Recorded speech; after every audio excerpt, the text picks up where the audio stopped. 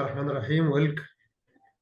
Welcome to our fifth international ESMA conference. ESMA, Egyptian Society of Metabolic Syndrome, is concerned with the study of metabolic syndrome and its comorbidities. Today, we have an interesting topic with our dear Professor Francesco Giorgino. Professor Francesco Giorgino have a strong partnership during the previous meeting of ESMA. Professor Francesco Giorgino is a professor of endocrinology, head section of internal medicine and metabolic disease, University of Bari Aldo Moro, chief division of endocrinology, and is a former head of Italian Society of Endocrinology. Today we have an interesting topic. Obesity is now we live in the era of obesity pandemic. American Medical Association recognized obesity as a disease in 2013. We have a multidisciplinary approach in management of obesity. We have a nutritional medical therapy and pharmacological therapy and metabolic surgery. And also we have a workshop in our meeting on multidisciplinary approach in obesity management. Today we focus on the medical pharmacological therapy of obesity, and in particular, injectable therapy in obesity management. We have an interesting topic, elegant speaker, and we can leave us to enjoy with our dear Professor Francesco Giorgino. Professor Giorgino, you can start. Welcome in ESMA conference. Thank you very much, Professor Salem, for this very kind introduction. It is really a pleasure from my side to be again part of your meeting. I really would like to say hello to all the distinguished colleagues from Egypt and also from other places. So thank you very much for the kind invitation. And as you were nicely introducing, I will be talking about injectable therapy in obesity management. I think, as we will see, this is a very interesting topic, especially because of some new opportunities that we are experiencing over the last recent times, and also what we'll be probably experiencing in the future. So first of all, I would like to highlight that weight loss is not only important because of the reduction in body weight, but because it can also improve important obesity-related comorbidities. So the benefits of a 5 to 10% weight loss have been proven in order to reduce the risk of type 2 diabetes, for example, but also there is evidence that such an extent of weight loss reduces cardiovascular mortality. It does improve the blood lipid profile, the blood pressure, and the severity of obstructive sleep apnea in some patients. And last but not least, one should also acknowledge that weight loss is always associated with improvement in the health-related quality of life, which is very much compromised in obesity patients. Obviously, we have learned over the last few years that in order to achieve specific outcomes, the extent, so the magnitude of weight loss needs to be sometimes higher. So, for example, with a 5 to 10% weight loss, you will see improvement in all of these parameters. But for example, in order to undergo, for example, remission of type 2 diabetes, you have to experience a larger weight loss. And similarly, to reduce cardiovascular disease, you also have to undergo a higher level of weight loss. So, but nevertheless, the benefits of even moderate weight loss are absolutely unquestionable. We have recently made a survey around Italian endocrinologists in order to try to rethink the strategies in terms of obesity management, especially as this relates to the intensity of treatment. And I'm showing you just one of the outputs of this consensus. For example, the one that relates to the intensification of therapy in patients with obesity. So as you can see, there was a very large consensus in order to consider that intensification of therapy in patients with obesity should be started early if the patient is at risk of comorbidities and or when there is evidence for a preventive role of weight loss in the occurrence of specific comorbidities. So when we talk about comorbidities, not only one should pursue a certain degree of weight loss in all patients, but should start very early with this intervention in order to achieve the outcomes.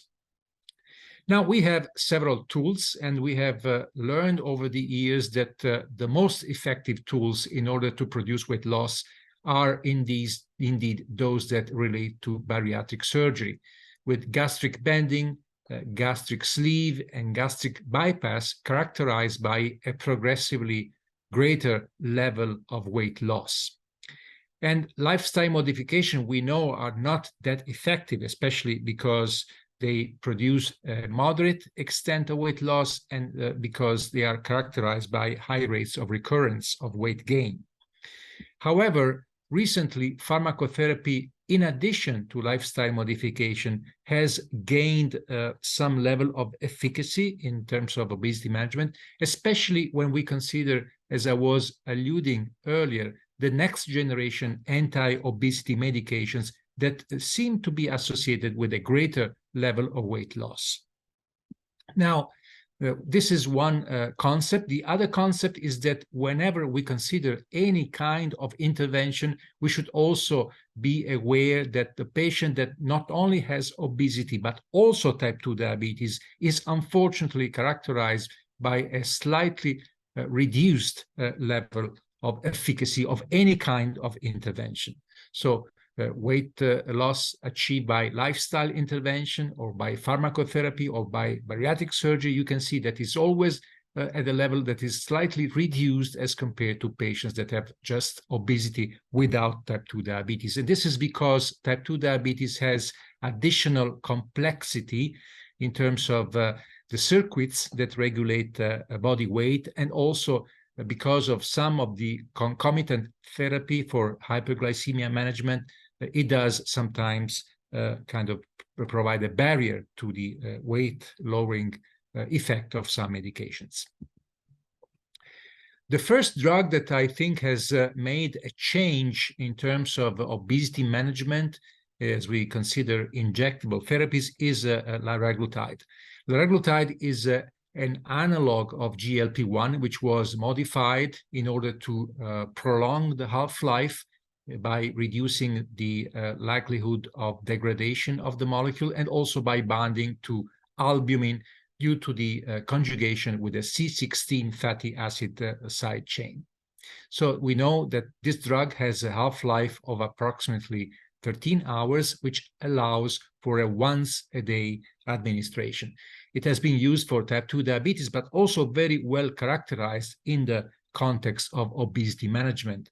Why? Because liraglutide, as any GLP-1 receptor agonist, will promote satiety and reduce hunger by direct effects on the arcuate nucleus neurons, which control appetite in humans. So liraglutide will stimulate the neurons that release MSH, and this will promote satiety, and at the same time will inhibit the neurons that release agouti-related peptide and MPY, which on the other hand will promote hunger. So by this combined action, liraglutide is definitely an efficacious agent as an appetite suppressant agent in people with obesity.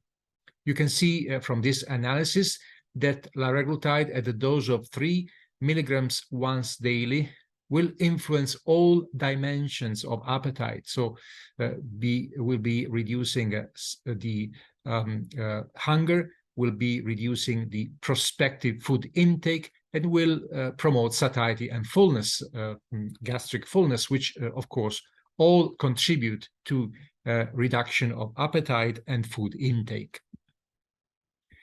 The drug has been characterized in an ample phase 3 clinical trial program, which is called SCALE. You can see that these publications are also something that we know since a few years, that were released by investigators in the last 4 to 5 years.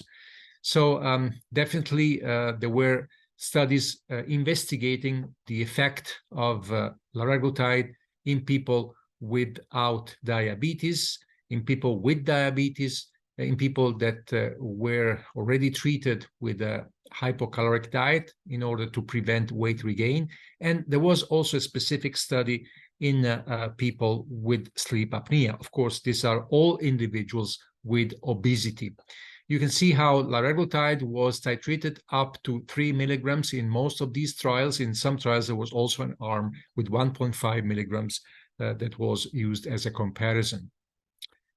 I don't think I have to highlight how this dose of liraglutide is higher than the one that we use for type 2 diabetes, which is 1.8 milligrams once daily. You see here a synoptic table of all of the results from these 4 trials. Again, scale obesity and prediabetes, scale diabetes, scale sleep apnea, and scale maintenance.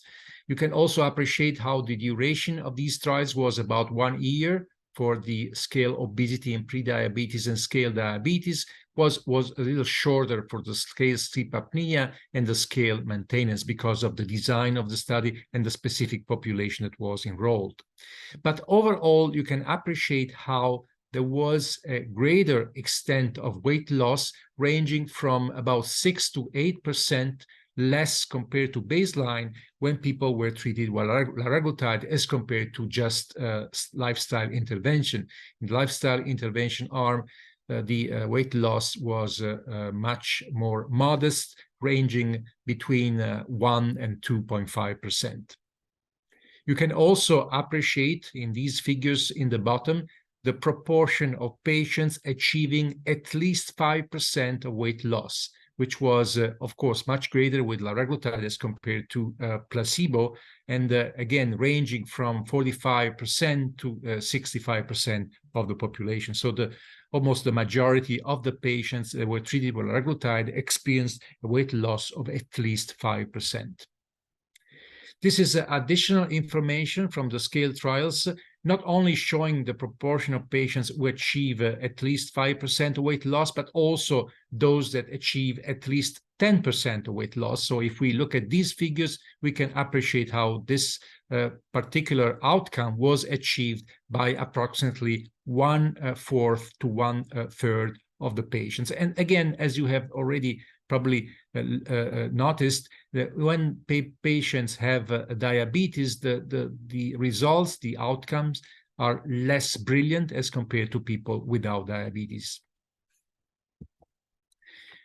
The only side effect of liraglutide, as with other GLP-1 receptor agonists, is the development of nausea or also vomiting and diarrhea.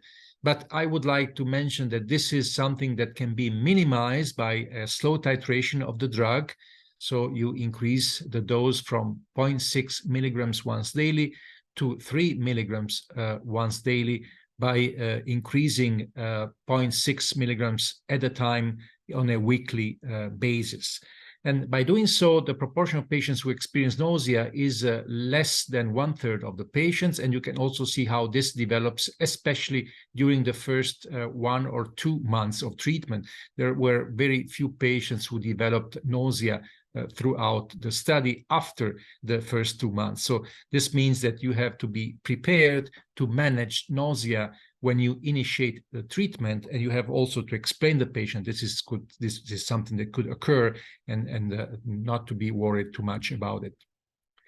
Another drug that has been developed for the treatment of obesity is semaglutide.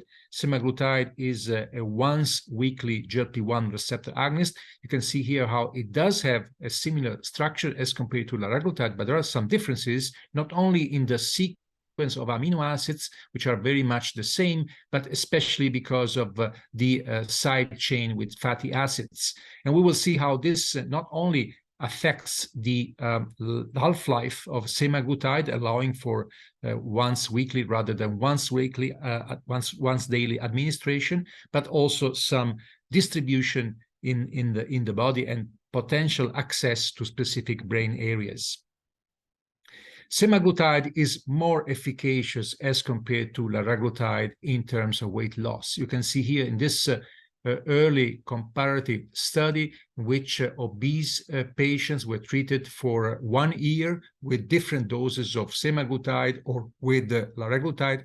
or placebo, you can see how liraglutide promoted a reduction of body weight of about 8 to 9%, in line with what we have seen in the SCALE program, whereas with semaglutide, by increasing the dose up to 0.5 milligrams once daily, there was a progressive greater reduction of body weight, which ranged with the highest doses 12 to 18% less of body weight compared to baseline.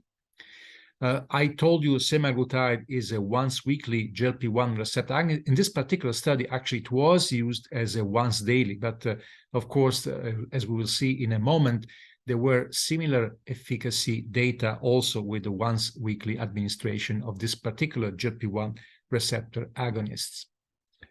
Again, if we look at the proportion of patients who experience at least 5 or at least 10% of weight loss, you can see how semaglutide is definitely more efficacious as compared to liraglutide, 3 milligrams once daily, and the proportion of patients achieving at least 5% of weight loss is really more than 80% of the patients.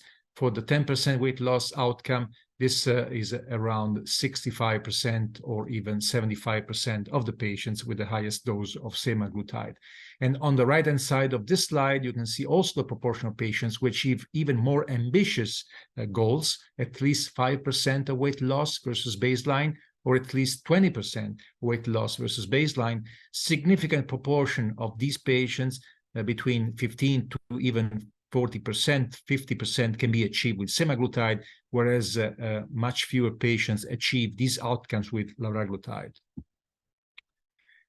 Semaglutide was thus developed in the STEP program. The STEP is another phase 3 clinical trial program with this particular GLP-1 receptor agonist developed for people with obesity. And again, you see several of these trials, STEP 1 through 4, which were designed for different population of patients, people with obesity without diabetes, people with diabetes in addition to obesity, people who were treated in addition to other interventions, and people, for example, that were treated following, the weight loss in order to look at the weight management with the help of the GLP-1 receptor agonist. And you can appreciate here again how the extent of weight loss with semaglutide, now the dose is 2.4 milligrams once weekly, is definitely greater as compared to what we saw with liraglutide. About 17% less body weight versus baseline, less in people with diabetes, as already noted, and as you would also expect, and also a significant level of management producing sustained weight loss in different trials. Why is semaglutide more efficacious as compared to liraglutide? Well, the answer is actually not yet fully clear, but it is a fact that semaglutide has a ready access to some areas in the brain that are involved in appetite regulation. So these are experiments that were produced in mouse brain.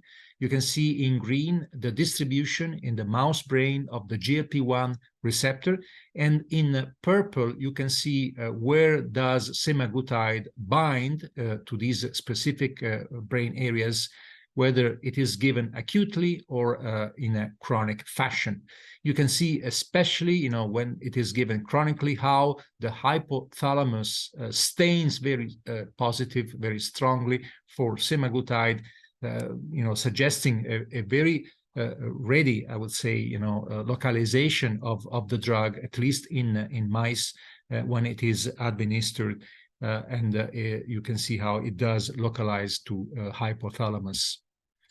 In addition, in this very nice and elegant study, it was clear that semaglutide, as compared to liraglutide, does not only have more intensive brain staining.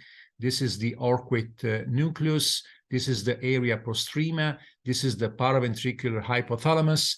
But it does also show some different pattern of localization. For example, in this area, you can see that semaglutide does bind, whereas there is very a few staining for liraglutide. So this is probably why we have a stronger effect on weight loss with semaglutide as compared with liraglutide.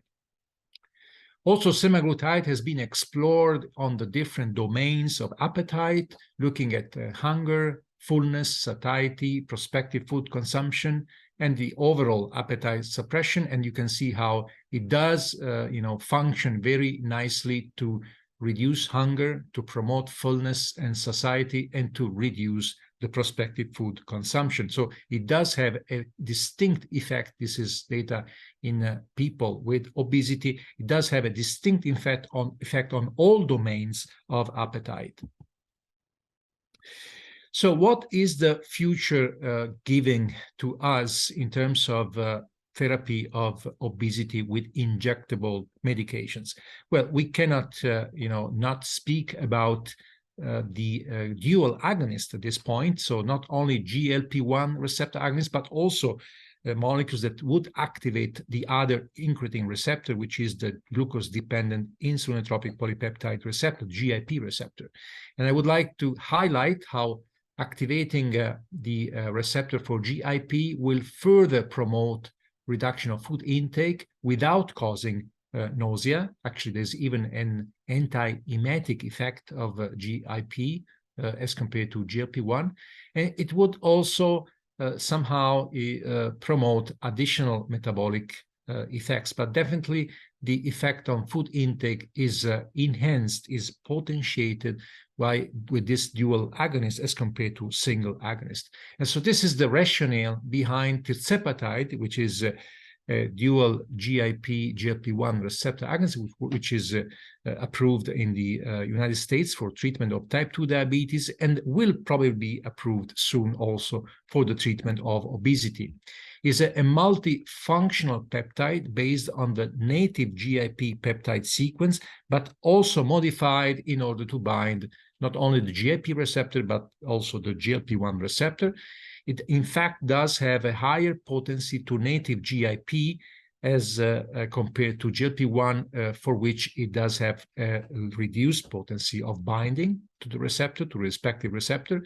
It has been conjugated with a C20 fatty diacid moiety in order to prolong the half-life, which is about 5 days. And so again, this enables, as for semaglutide, a once-weekly administration. The efficacy of tirzepatide in the treatment of obesity has been very well demonstrated in this SURMOUNT-1 study, which was published in the New England Journal of Medicine last year. There are additional SURMOUNT studies that are ongoing and will be released, I would say, very soon. But this one already has really incredible, I would say, results.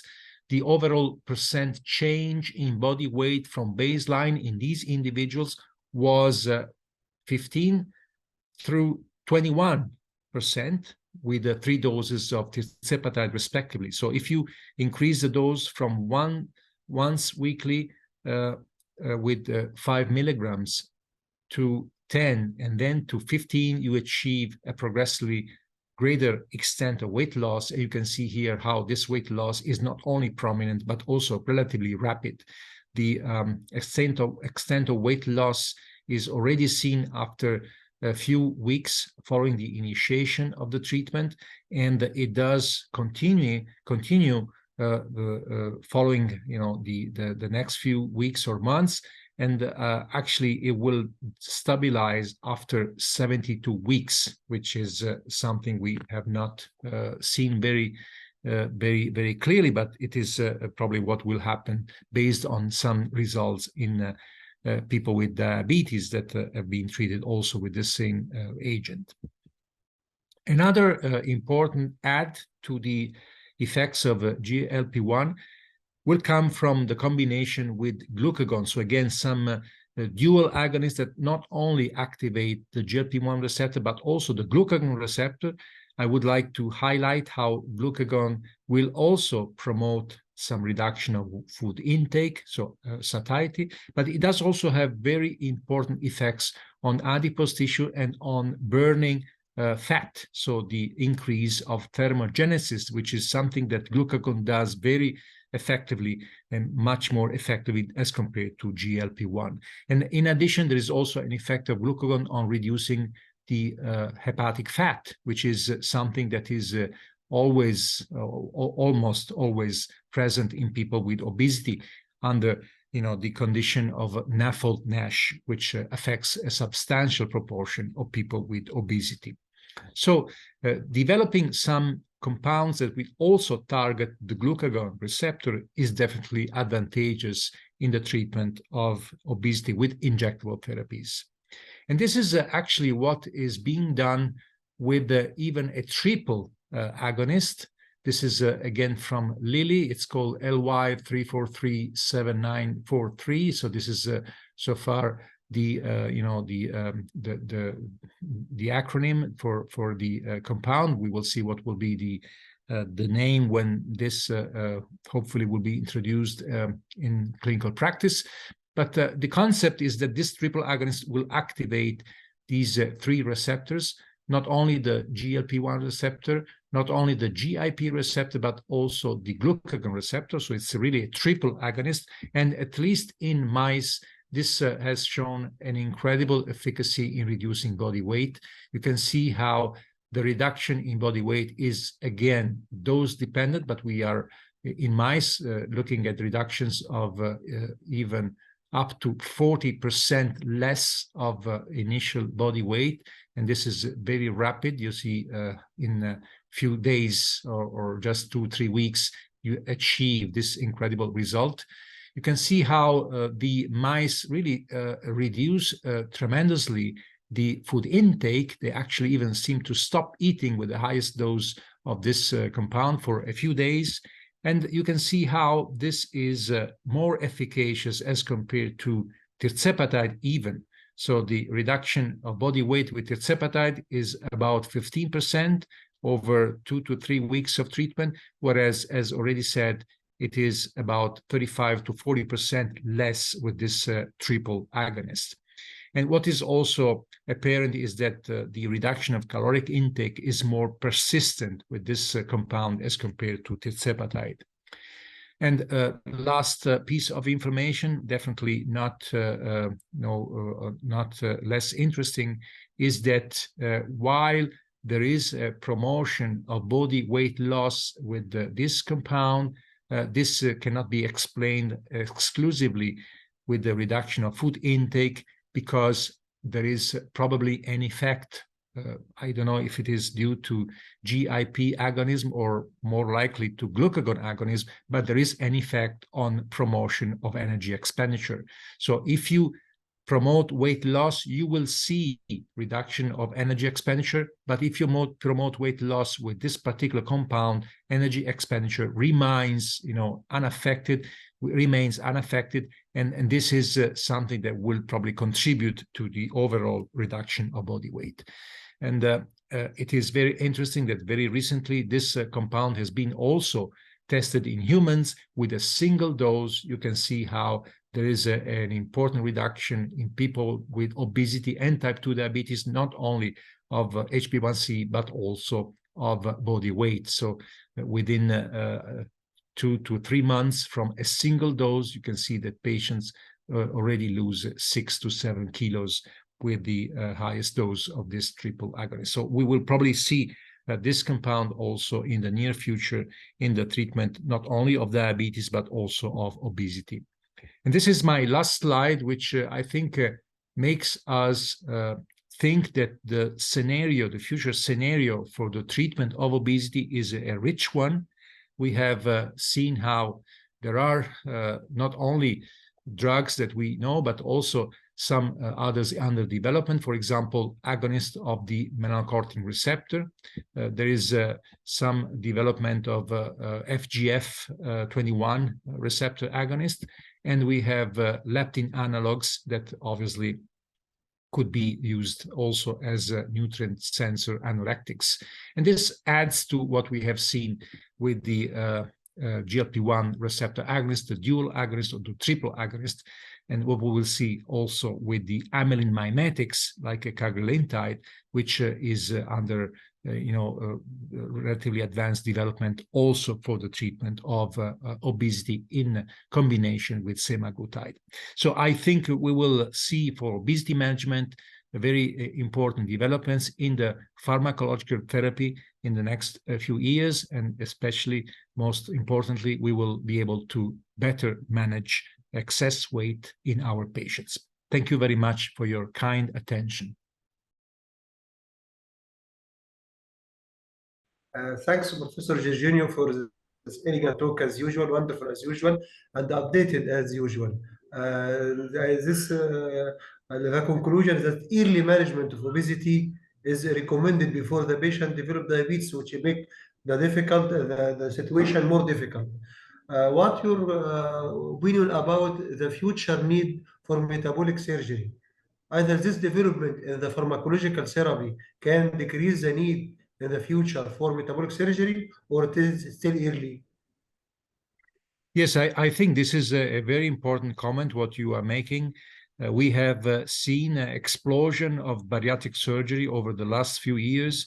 And of course, we know that bariatric surgery not only affects the food intake by reducing the capacity for food ingestion, but also by activating some signals, which include even the incretin hormones, that could be mimicked by pharmacological therapy. So I think there is first a rationale for pharmacological therapy to somehow be a substitute for what bariatric surgery does. But now we see some trials that show that the extent of weight loss is approaching the one that we know to be associated with bariatric surgery. So, for example, if we look at the data with tirzepatide, or even the data with which I have not shown of the association of semaglutide with cagrilintide, we are seeing in obese patients a weight loss of 20 to 22, even 25%, which is very much what an intervention with bariatric surgery, for example, sleeve gastrectomy, will achieve in some patients. So we are really getting there, and I think that if the pharmacological therapy will consolidate itself with these new drugs and will become available, not too expensive, I think that there will be less of a use of bariatric surgery for some patients. What about the durability of the efficacy of injectable therapy? We have the problem if the patient stops the drug, the weight become regained. And this means that the patient will use the drug for life. Yes, this is another very important point. We know that the weight loss is progressive. For example, with the semaglutide or tirzepatide is a progressive weight loss, which plateaus at about 75 weeks. So 1 year and a half after initiation of treatment, you see that the weight loss stabilizes. Yes. Obviously, you could expect that if you were to stop the drug at that point, you will lose most of the benefit. I think we, however, need additional evidence, I need additional experience, after the potential discontinuation of the drug to see what happens, because it could be that the patient that has experienced a substantial weight loss and is going to change his or her life in a way that is more proactive, more embodying, for example, exercise, will retain some of the benefit that is that was given before the interruption by the drug, and so I don't think I wouldn't be so pessimistic that all of the weight loss will be regained. Thanks a lot, Professor Giorgino. Looking forward to see you physically in Egypt in the near future. Thanks a lot, and happy to see you. Professor Tag will come, my dear colleague, Professor Tag, Professor of Cardiology. Welcome, Professor. Yeah, thank you very much, Professor Giorgino. I did want to interrupt your interesting discussions, and thank you for this very interesting scientific lecture. We always we are usually very happy with you being with us, Professor Giorgino, and we wish to see you someday in Egypt physically, hopefully so soon. Thank you for this very nice presentation. Thank you. Thanks, Professor Ihab, as well. Thanks. Thank you. Thank you very much. Really a pleasure to be with you. Thank you. Thank you.